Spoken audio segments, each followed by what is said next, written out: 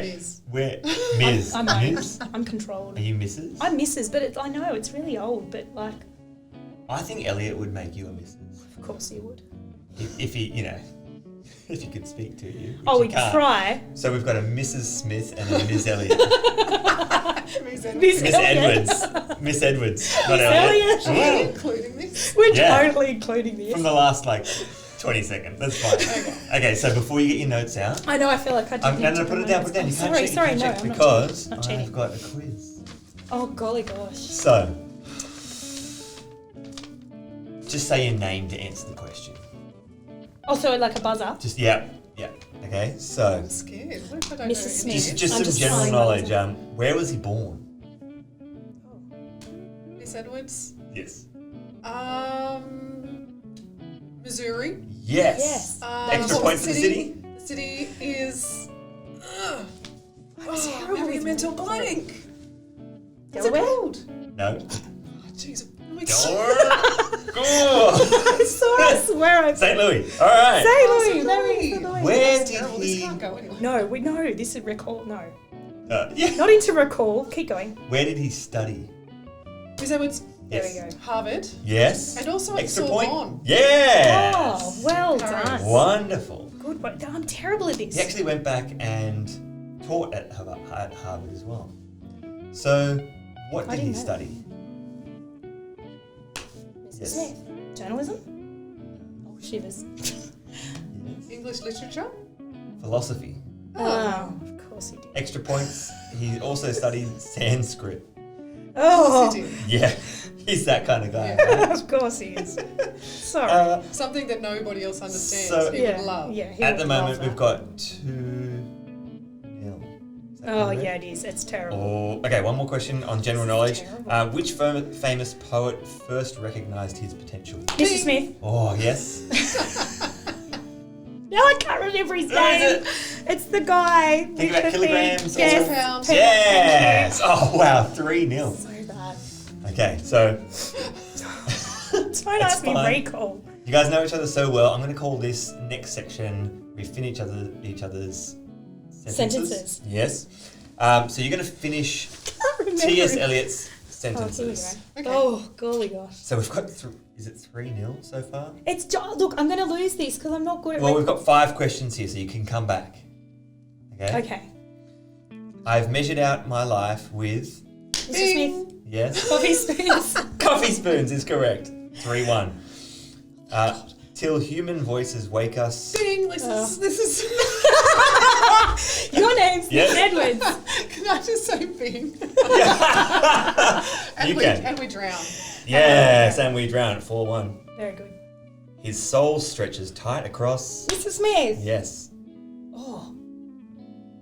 No, I just read this. This is bad. The sky. Yes. Yeah. That's it. It That's all I is the needed, the sky, skies. As a madman No, but that's wrong. shakes a... Mrs. Dead geranium. Oh! Just answered You it just with said the the question. question. You said the answer. What is it? Dead geranium? Well, I can't Oh. give it to Miss No, Edwards. it's fine. She can have it. Yeah. Okay, right. I need it. It brings her back. The last one. Here we go. Round. I don't know. I've got 2. 6. Oh, don't ask me. I'm not very good at numbers. Here we go. Round. Doesn't matter. Oh, what? Oh, is that it? Yeah. Oh, the prickly pear. Yeah. Yay! I was wondering. I thought he was Oh, going no, round, you like it can was have up to the another ground. question, Come back. Alice. Oh, yes. Phew. Did you win? No, I I didn't. think it's actually even, Okay. but I've Oh, run out of I'll questions. move on. I can make one up. It's COVID. COVID I'll stage. make one up. Ready? What's the next line? The hollow men, the... Stuffed man. Oh, look at you two. I'm going to say it's even. Oh, there we go. thanks. Even Stephen. Can't break that up. So, you're studying Eliot. How are you enjoying it? Oh, we're not studying it. No. Yes, we are. Yes, you are. Studying it? They're studying it. Well, No, you're look, teaching I do love teaching Eliot. I actually remember talking to you about this years ago and saying, oh, who would do Eliot? Eliot's too hard. But I actually really love it. And I feel like the kids like it too. Students like it. I've found in the years gone by that the kids, because they're doing their HSC, they feel the depression and like the Yes. meaninglessness of life Yeah. through his poetry, and they kind of connect with in that low period of term 2, year 12. That's it. I love teaching it too. The level of intellect, his illusion. The layers. The layers. I love the and layers. the knowledge that you need to bring to it to understand it, and enlightening kids about it is a lot of fun.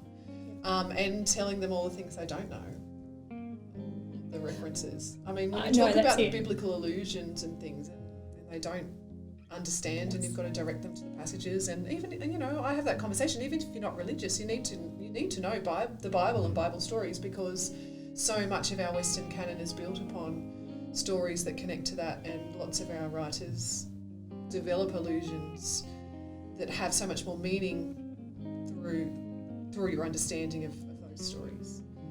And the reason is because that everyone went to church back then. You know, in England at that point in time, everyone was at church, so they all understood the story. So if you referenced something, everyone knew about it. That's right. Whereas so today you have to that teach makes that. it more challenging for the kids today to understand. It definitely those does. allusions. But I think it's like, the other thing about Eliot is so much about life, and that, you know, I mean, part of the English syllabus is to be able to learn more about our life and make connections with our world through the texts. And I think that, you know, understanding what brought us to, you know, some state of enlightenment or, you know, thinking and questioning in this existential way that we do is sort of drawn from, you know, the past and stories and the Bible, etc. So I think it's really important for them to go out into the world and have an understanding of that.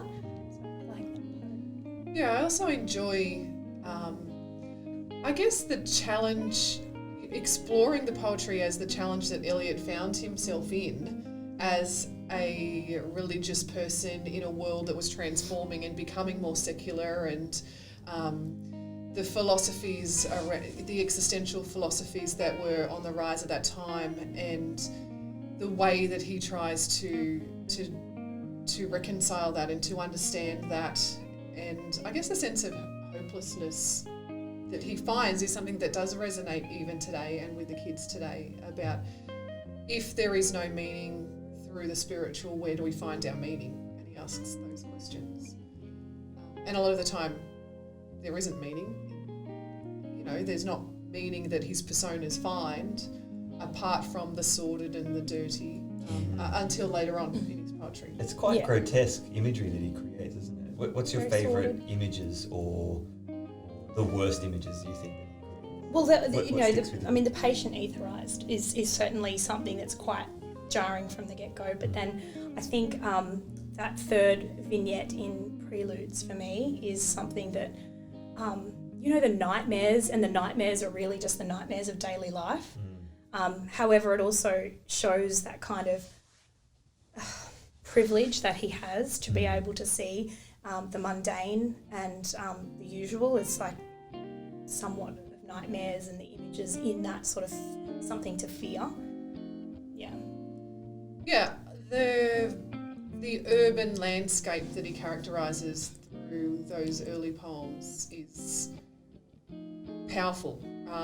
If you think about images like, you know, the sawdust restaurants and the carriage horses that steam and stamp, and Like the broken, the that smell. vacant lots. And Yes, like all the like the emptiness and paralysis. building of everything that's really like broken and fragmented, and, you know, sense of, you know, hopelessness. But then there's these little tiny glimmers of some sort of understanding of light, like where he says in, you know, that lighting of the lamps, but that kind of possible artificial kind of sense of hope in the world that then is all sort of taken away once you get, you know, into that the interior and into the individual, and when they're sort of in this intimate space by themselves, possibly in a room with a woman,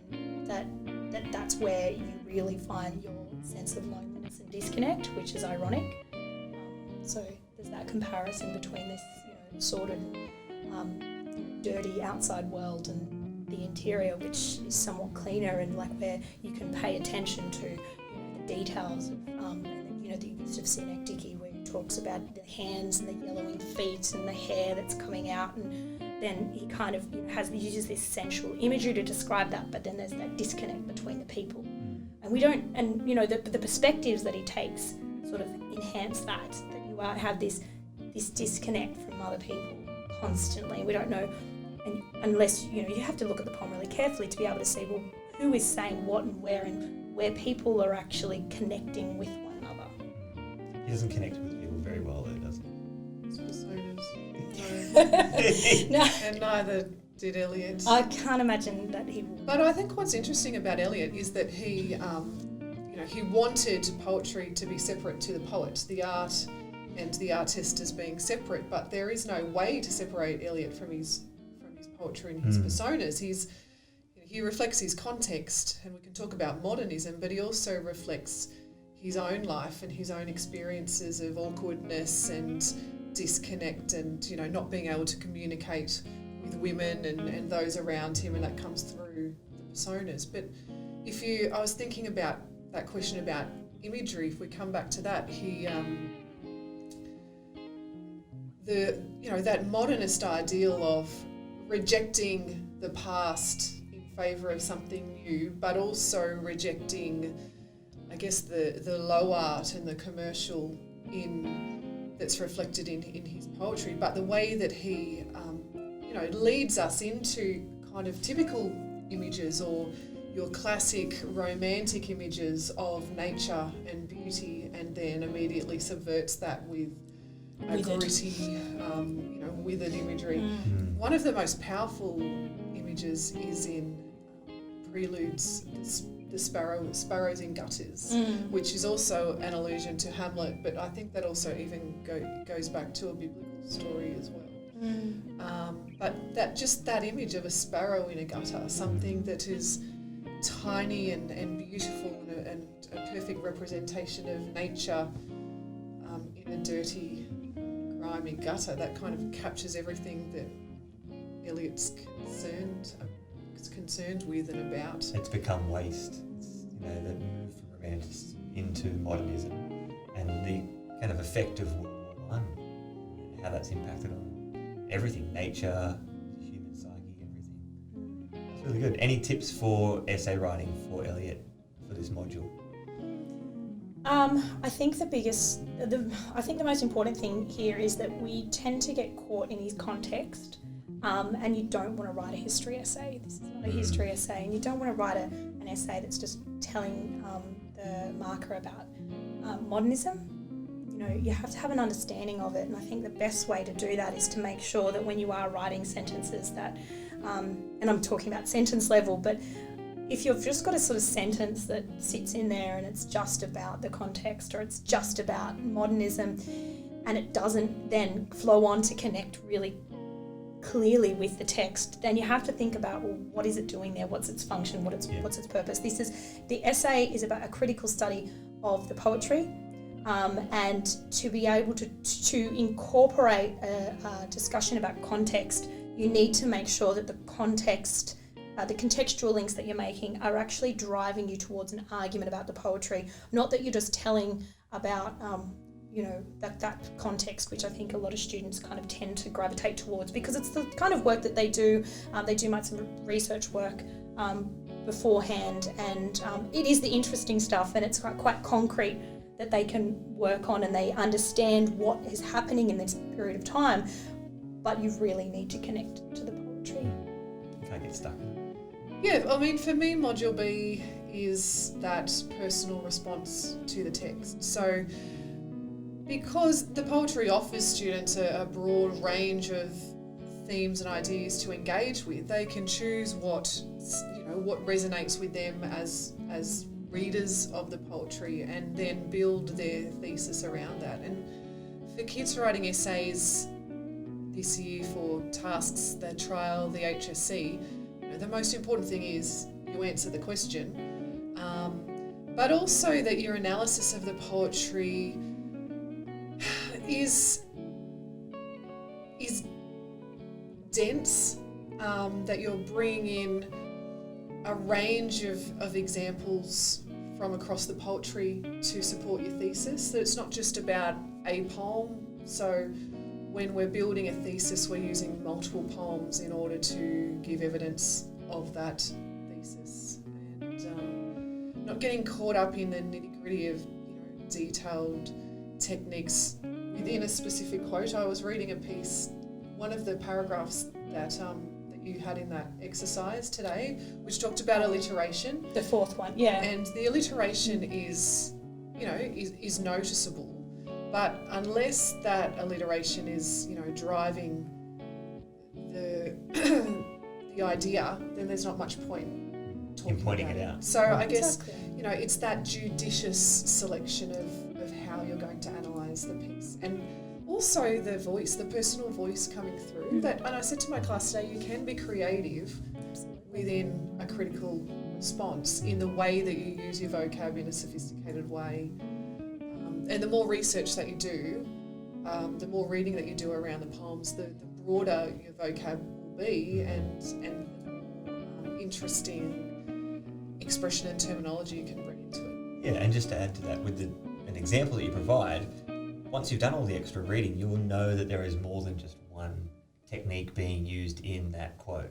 You can connect context and biblical allusion and all of that around it, so it won't just be alliteration, it will be multiple layers within that one example. That's kind of what you need the kids to find. Yeah, that's right. I think the other thing is to make sure when they're studying the poetry, or looking at the poems, that you're looking at the 5 of them, and stepping back away and sort of seeing across the text what is happening, and to be able to kind of take a personal look critically across all of the texts and talk more holistically about it. I do go on a lot about that, because I sort of find if you're kind of narrowing down to like one part of the poem, like that example did with the alliteration, yeah, it's noteworthy, but you need to be able to talk about the bigger picture.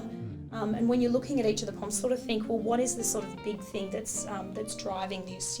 Like with Proofrock, I have to talk about how important it is to mention the epigraph and the allusion to Dante's Inferno, because I just feel like that's, if you're not mentioning that, you've kind of missed the point of the poem. And you've missed the point of the allusion and why it would be there, and how he's actually framing the narrative within the story, within the poem, around the fact that he is speaking freely about life with the audience, and how he's developing that rapport through all of the other different techniques. But I think it's sort of I feel like because he doesn't think that anyone's listening.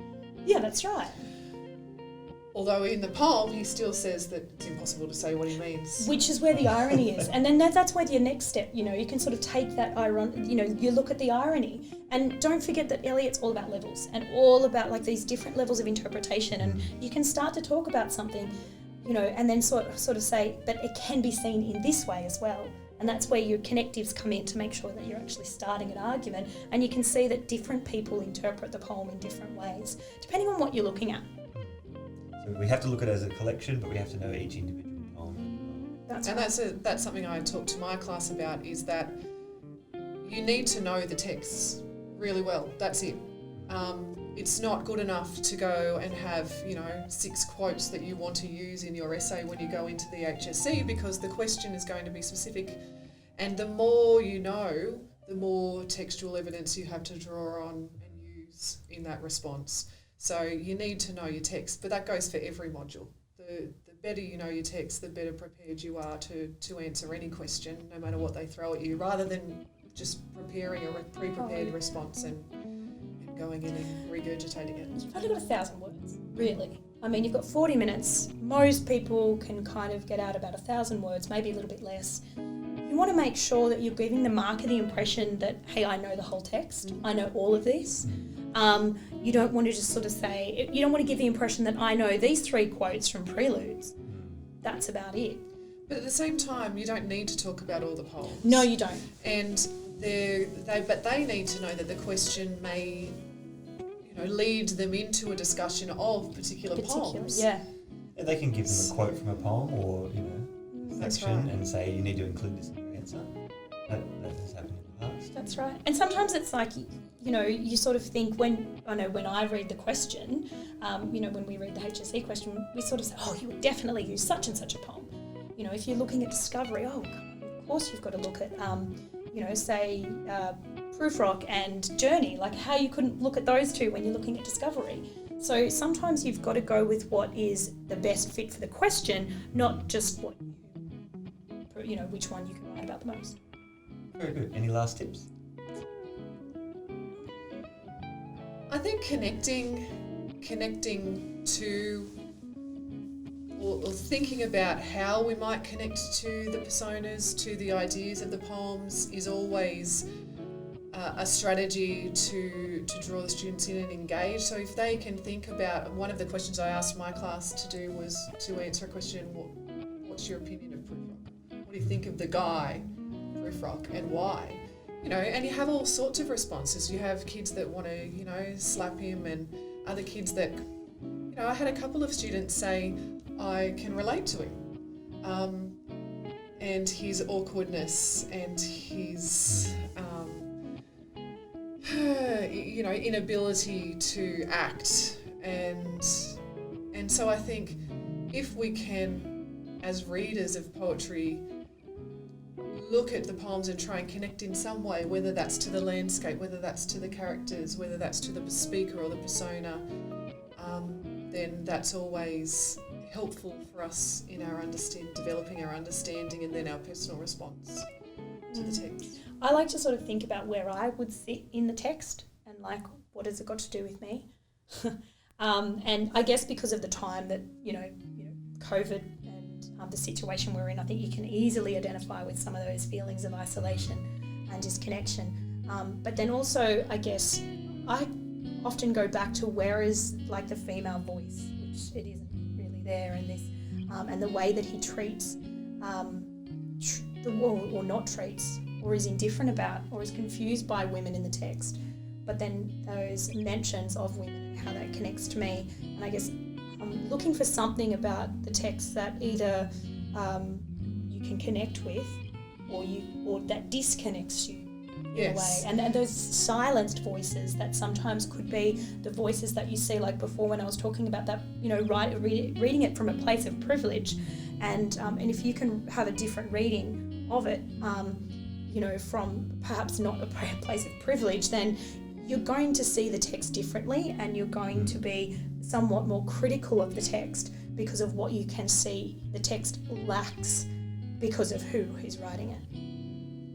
And we were talking earlier about being able to appreciate the poetry whilst disliking the poet. Eliot, you know, for women, from a feminist perspective, is not someone that we would typically read and appreciate the ideas of, but there's quality to that poetry that transcends his misogynistic attitudes. Yeah, absolutely. And so we can appreciate the poetry as much as maybe we don't want to. But that is something that's important for us to have our students consider when moving forward, because you know life's all about interpreting text, and if you can take a critical eye to it and also be objective, subjective and objective, both are important. I think if you can balance the two, it's really good. Like you need to be able to see that he can craft poetry in a way that you enables and brings out this sense of feeling in the way that it's crafted, not just about the content that he writes about. Yes. And it's like that really beautiful balance. Like we talk about how he has really found the formula for the objective correlative, and how he's actually able to create these feelings within people based on how he uses the images that he uses. And it's, you've got to be able to have an appreciation of it. And I think that's really what moves your writing into, those top marks, is to be able to not just, analyse the text and have a critical eye on the text, but then also to step into the realms of where the appreciation drops in. And that's when, knowing the text really well and having this good balance of analysis and evaluation, but also where you're coming from, you know, and how you fit with the text. That is really hard to get, but it's all about reading the text and knowing it really well. Wonderful. Thank you for your answers. Thanks. Thanks. Done. Thanks for coming Good on. chat.